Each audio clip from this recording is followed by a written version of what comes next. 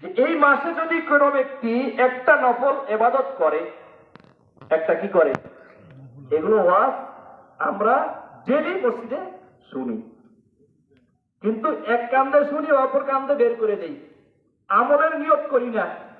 কি করি না বলেন? আমলের নিয়তে শুনি না।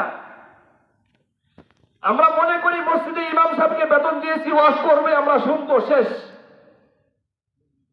কিন্তু একটা মসজিদের ইমাম সর্বদা চাই তার মুসল্লিরা পথভ্রষ্ট না হয়ে জাহান্নামের পথের দিকে অগ্রসর না হোক, সে যেন জান্নাতের পথের দিকে অগ্রসর হয়।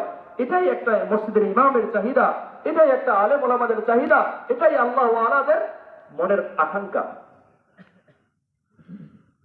তো যেই কথা বলতেছিলাম, আল্লাহ রাসূল সাল্লাল্লাহু আলাইহি সাল্লাম সাহাবায়ে কেরামদেরকে নিয়ে বলতেন যে, হে লোক সকল, তোমাদের মাথার উপরে এমন একটি মাস ছায়া দিয়েছে, যে মাসটা অনেক সম্মানিত মাস, এর অনেক মোবারক পূর্ণ মাস। এই মাসে কোনো ব্যক্তি যদি একটা নফল ইবাদত করে, আল্লাহ তাআলা তাকে ফরজের সমপর্যায়ে সওয়াব দান করবেন।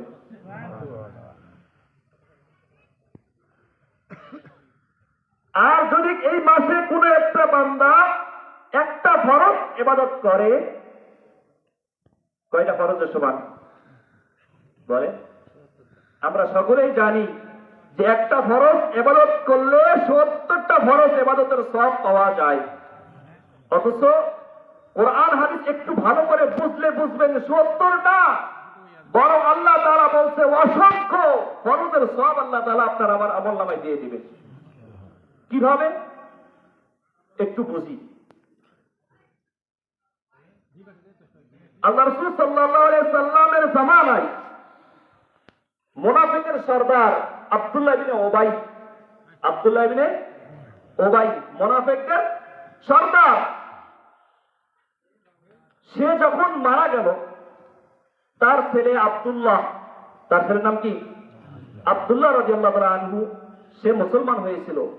সে আল্লাহ রাসূল সাল্লাল্লাহু আলাইহি ওয়াসাল্লামের কাছে গিয়ে বললেন, ইয়া রাসূলুল্লাহ, আমার আব্বা তো মারা গিয়েছে, আমার আব্বা বলেন মারা গিয়েছে, আপনি আমার আব্বার জন্য একটু দোয়া করুন।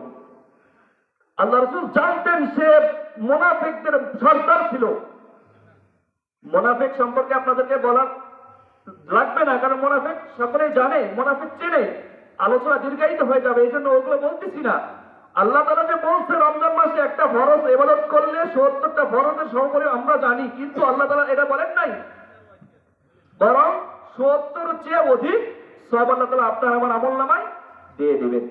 তো সেটাই বলতেছি যে আব্দুল্লাহ ইবনে উবাই যখন মারা যায়, তার সন্তান, তার ছেলে, তার বাবার জন্য আল্লাহ রাসূল সাল্লাল্লাহু আলাইহি ওয়াসাল্লামের কাছে গিয়ে বলতেছে, ইয়া রাসূলুল্লাহ, আমার আব্বা মারা গিয়েছে, আপনি একটু আমার আব্বার জন্য দোয়া করুন, মাগফিরাতের জন্য দোয়া করুন।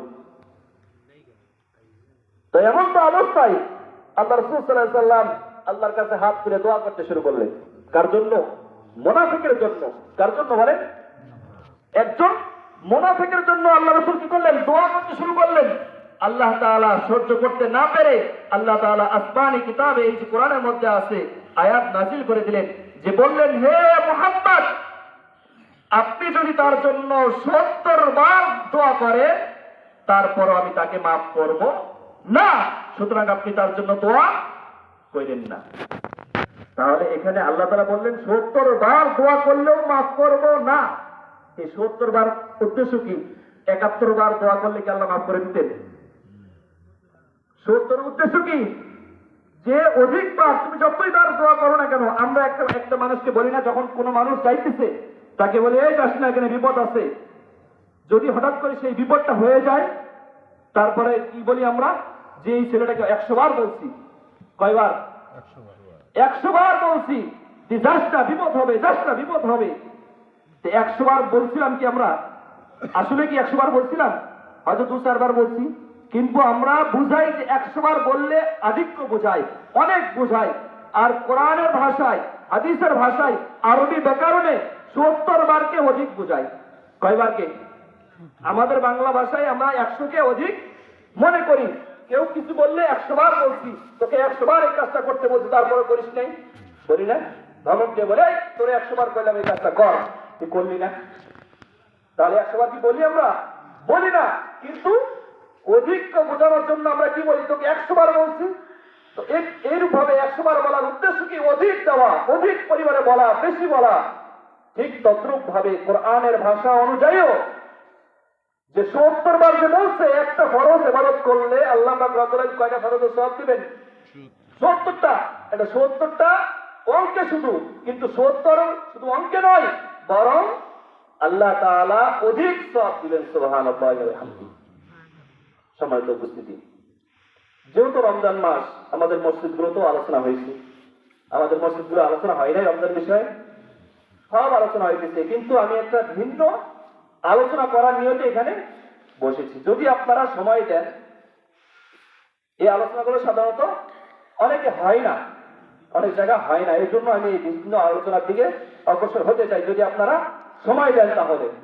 সম্মানিত উপস্থিতি, তো রমজান মাস তো আমরা জানি সবাই বরকতপূর্ণ মাস। রমজান মাস অনেক ফজিলতের মাস। রমজান মাসে 31 নফল করলে ফরজের সমান, ফরজ করলে অধিক ফরজের সমপরিমাণ সওয়াব আল্লাহ তাআলা কি করবেন? আমার আপনার আমলনামায় লিখে দিবেন। এই জন্য রমজান মাসে আমরা গাফলতি করব না। রমজান মাসে কি করব না? গাফলতি করব না। রমজানের রোজা ফরজ হয়েছে আল্লাহ তাআলার কোরআন দ্বারা, রাসূলের হাদিস দ্বারা, ইজমাউল উম্মাত দ্বারা এবং কিয়াস দ্বারাও রোজা ফরজ হয়েছে। কিয়াস দ্বারাও কি হয়েছে? এই রোজার বিষয়ে 4টা দলিল আছে: কোরআন দলিল, হাদিস দলিল, ইজমা দলিল এবং কিয়াস দলিল। এজন্য রোজার মহত্ব, রোজার ফজিলত অনেক। এজন্য রোজা রমজান মাসকে সম্মান করবো তো ইনশাআল্লাহ। আল্লাহ তাআলা আমাদের রমজান মাসের সম্মান করার তৌফিক দান করুন, রমজান মাসের কদর করার তৌফিক দান করুন।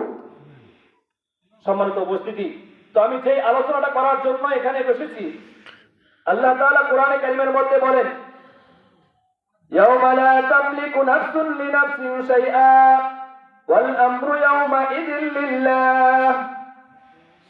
সূরা ইনফিতারের 19 নম্বর আয়াতের মধ্যে আল্লাহ তাআলা বলেন, এটা সেই দিন যেদিন কেউ কারো জন্য কিছু করতে পারবে না। অর্থাৎ হাসরের ময়দানের কথা বলা হয়েছে। যেদিন কেউ কারো জন্য কিছু করতে পারবে না এবং সেই দিন ফয়সালার একমাত্র ক্ষমতা থাকবে আল্লাহ তাআলার হাতে। কার হাতে? কার হাতে বলেন? একটু আল্লাহ বিল্লাহ করবো তো ইনশাআল্লাহ আমরা। কার হাতে থাকবে? আল্লাহর হাতে থাকবে।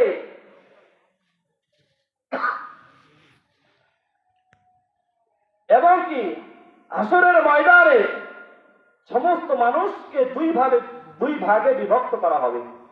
কয় ভাগে বলে? হাসরের ময়দানে সমস্ত মানুষকে কয় ভাগে বিভক্ত করা হবে? 2 ভাগে। এক ভাগ হবে জাহান্নামী আর এক ভাগ হবে জান্নাতি। সুবহানাল্লাহ। যারা জান্নাতি হবে কোরআনের ভাষায় তাদেরকে বলা হয় সাঈদ, আর যারা জাহান্নামী হবে কোরআনের ভাষায় তাদেরকে বলা হয় শাকী। কি বলা হয় বলেন? শাকী। আল্লাহ তাআলা কোরআনে কারীমের মধ্যে বলেন, ফামিনহুম শাকীয়্যুন ওয়া মিনহুম সাঈদ। তোমাদের মধ্যে কতক হবে সৌভাগ্যবান আর কতক হবে দুর্ভাগ্যবান। অর্থাৎ যারা জান্নাতি তারা সৌভাগ্যবান, যারা জাহান্নামী তারা দুর্ভাগ্যবান। এরপরে আসেন, এই আয়াতে কারিমার মাধ্যমে আমরা জানতে পারলাম জান্নাতের মধ্যে 2টা দল হবে। জান্নাত, হাসরের ময়দানে 2টা দল হবে, জান্নাতি, জাহান্নামী। আল্লাহই জানে আমরা কোন দলের মধ্যে পড়ি। আল্লাহই ভালো জানেন আমরা কোন দলে। এই জন্য আল্লাহর কাছে চাইবো, আল্লাহ আমাদেরকে জান্নাতি দলদের অন্তর্ভুক্ত করে দিন। সকলে বলে আমিন। সম্মানিত উপস্থিতি, জান্নাতে যেতে হলে কিছু ধাপ অতিক্রম করতে হবে। কিছু ধাপ অতিক্রম করতে হবে। ওই ধাপগুলোর মধ্যে থেকে সবচেয়ে গুরুত্বপূর্ণ একটা ধাপ হলো মিজানের পাল্লা। আপনার আমার আমল নামাগুলো ওজন করা হবে। কি হবে বলেন? এই মিজানের পাল্লা নিয়েই আজকে ওয়াজ করবো ইনশাআল্লাহ। তো আপনার আমার আমল নামাগুলো কি করা হবে? মিজানের পাল্লায় ওজন করা হবে। জান্নাতে যেতে হলে কিছু ধাপ অতিক্রম করতে হবে। এই ধাপগুলোর মধ্যে থেকে গুরুত্বপূর্ণ একটি ধাপ হলো মিজানের পাল্লা। এই পাল্লায় আপনার আমার আমল নামাগুলো কি করা হবে? ওজন করা হবে। যাদের আমলের পাল্লা ভারী হবে, নেক আমলের পাল্লা ভারী হবে, তারা হবে জান্নাতি। যাদের বদ আমলের পাল্লা ভারী হবে, তারা হবে জাহান্নামী। তারা কি হবে বলেন? জাহান্নামী। আল্লাহই ভালো জানে আমাদের নেক আমলের পাল্লা ভারী হবে নাকি বদ আমলের পাল্লা। এই জন্য একটু চিন্তা ফিকির করা দরকার। মিজানের পাল্লা নিয়ে আমরা কখনো চিন্তা করি না, হায় আমার কি হবে মিজানের পাল্লা, আমি যদি এখন মারা যাই কিভাবে মিজানের পাল্লায় আমার আমলগুলো ওজন হবে, আমার পুরো দেহটা তো গুনার দ্বারা জর্জরিত, আমি কিভাবে মিজানের পাল্লায় আমার আমলগুলো ওজন করব। এই জন্য একটু ফিকির করা দরকার। এই মিজানের পাল্লা সংক্রান্ত অনেক হাদিস ঘাটলে বোঝা যায় এর ভয়াবহতা, এর গুরুত্ব, এর প্রয়োজনীয়তা কতটা। এবং আল্লাহ রাসূল সাল্লাল্লাহু আলাইহি ওয়াসাল্লাম হাদিসের মাধ্যমে মিজানের পাল্লাকে ভারী করার আমল সংক্রান্ত হাদিস আল্লাহ রাসূল আমাদেরকে বলে দিয়ে গেছেন। আমরা শিখবো ইনশাআল্লাহ। সম্মানিত উপস্থিতি, এই মিজানের পাল্লার গুরুত্বটা কেমন দেখেন। আবুল আজহার আল আম্মারি রাদিয়াল্লাহু আনহু বর্ণিত, তিনি বলেন রাসূল আরবি সাল্লাল্লাহু আলাইহি ওয়াসাল্লাম প্রতি রাত্রে বলতেন, হে আল্লাহ, আমি যদি এই রাত্রে মারা যাই তাহলে আপনি আমার মিজানের পাল্লাটা ভারী করে দিয়েন। সুবহানাল্লাহ। কে বলতেন? রাসূল বলতেন, হে আল্লাহ, আমি যদি এই রাত্রে মারা যাই আমার মিজানের পাল্লাটা ভারী করে দিয়েন। কিন্তু আমরা যেখানে বসা আছি একটু বুকে হাত দিয়ে বলেন, কয়দিন আমরা চিন্তা করছি, কয়দিন আমরা বলছি, কেউ বলি নাই, মিজানের মনেই করি নাই। একটা গুরুত্বপূর্ণ স্টেশন, এটা আমরা মনেই করতেছি না। আল্লাহ রাসূল কি বলতেন? প্রতি রাত্রে বলতেন, আল্লাহ, আমার যদি মৃত্যু হয়ে যায় এই রাত্রে আমার মিজানের পাল্লাটা আপনি ভারী করে দিয়েন।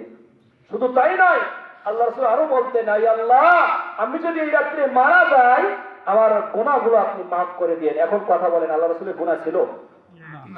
তারপরে কেন বলতেন?